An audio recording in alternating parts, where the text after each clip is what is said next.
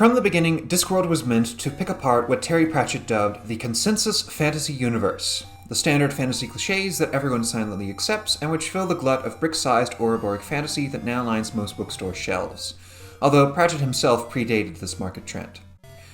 And the first two Discworld books accomplished just that, playfully poking fun at famous fantasy works and trends. However, as Pratchett was writing his first forays into the Discworld, he started to notice a fantasy cliché that was not simply silly, but actively toxic. That cliché being sexism. A very common trend in fantasy literature is to have copious amounts of female characters subservient, beaten, raped, and/or otherwise harmed physically or psychologically, and then to make a claim to historical realism when audiences complain. It's a very tricky issue, and one day, when I am brave enough, I shall make a full and proper video on the subject. But for now, all you really need to know is that Pratchett was growing increasingly frustrated with the different ways in which men and women were treated in fantasy, particularly with regards to witches and wizards, and he resultantly decided to write his own remedy. So, what is this remedy? Equal Rites is the story of Escarina Smith, the first girl wizard on the disc. You see, the way wizardry works in the Discworld is that when a wizard passes away, he passes on his magic staff and magic potential to a successor, the eighth son of an eighth son.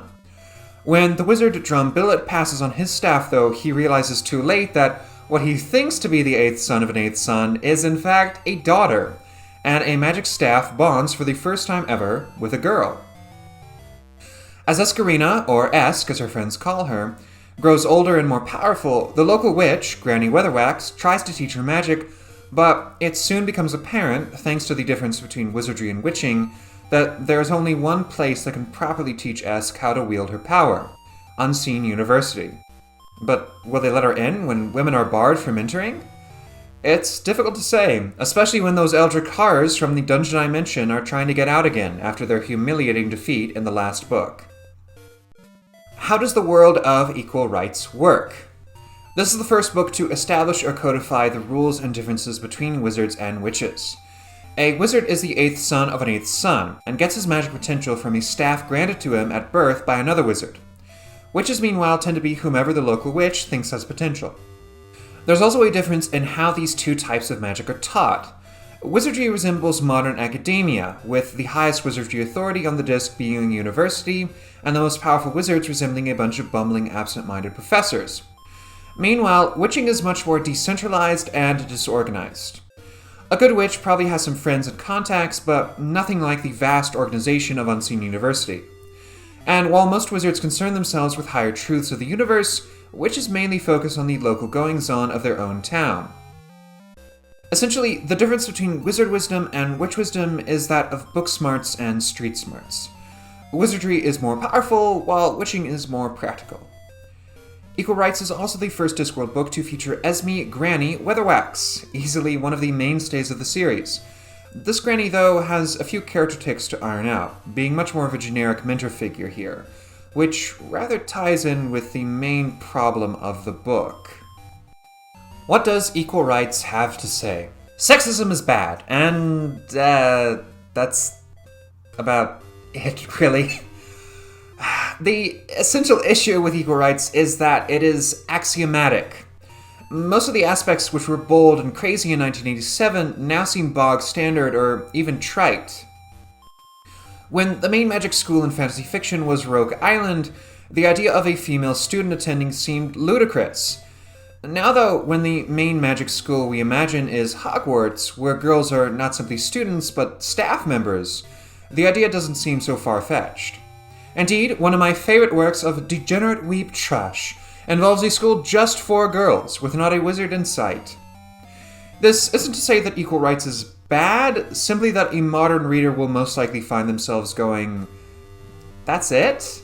if they read it now. Pratchett is setting up new rules for him to use in later works, which later fantasy authors would borrow for their own works, but as is often the case, the standard set is less interesting than the deviations that followed. Give an example. Lilith by George MacDonald is easily one of the most important fantasy works in history, having deeply inspired C.S. Lewis, J.R.R. Tolkien, David Lindsay, and Madeleine L'Engle. However, I would warn that almost none of you have ever even heard of MacDonald's Lilith, because when stacked against her successors, she simply doesn't measure up. That being said, I still think there is a very important lesson to be learned from Equal Rites for any aspiring fantasy authors. Final verdict. Every fantasy world needs rules. What can and can't be done, where the borders are drawn, what grammatical structure Elvish possesses, etc., etc. However, one of the biggest mistakes that aspiring world builders make is in assuming that the world they construct is perceived and used by everyone in that world in the same way. For instance, every fictional language speaker speaks standardized textbook speech, every kingdom has subjects with a uniform national identity, and everyone is perfectly happy with the current social structure in place. This is simply not the case with the real world. Even if we all live in the same world, the reality of one person can be wildly different from the reality of another. That's the entire reason that political, religious, and national divisions exist in the first place. When Bill Buckley debated James Baldwin, they both were born and raised in America, but their ideas of what America was were barely recognizable to each other. Every society that exists in this world has members of that society who defend its existence and structure, and those who question and protest against it. And any good fantasy world has this exact same conflict filled out in its fictional societies.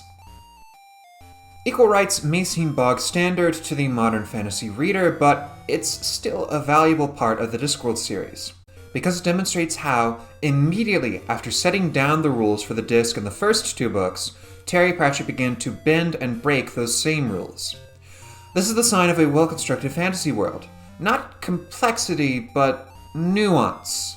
The same nuance we should all strive for in our own writing.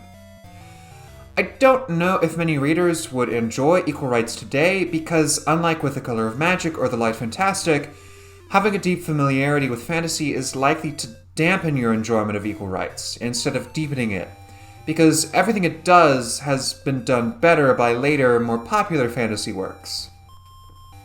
However, I think we can still appreciate its place in history, and if nothing else, Terry Pratchett's daughter, whom he wrote Equal Rites for, was deeply appreciative of her father's endeavor, which is something I think we can all get behind. So, in the end, I would still give Equal Rites a 6 out of 10, but if you're curious, I say check it out. In the meantime, I'm Marco Keen, signing off, and I hope you liked this video. If you did, and you'd like to see me make more, please leave a like or comment down below, share my video via Twitter, Facebook, Instagram, or other means, and subscribe to my channel. Thank you all, and I'll see you in the next one.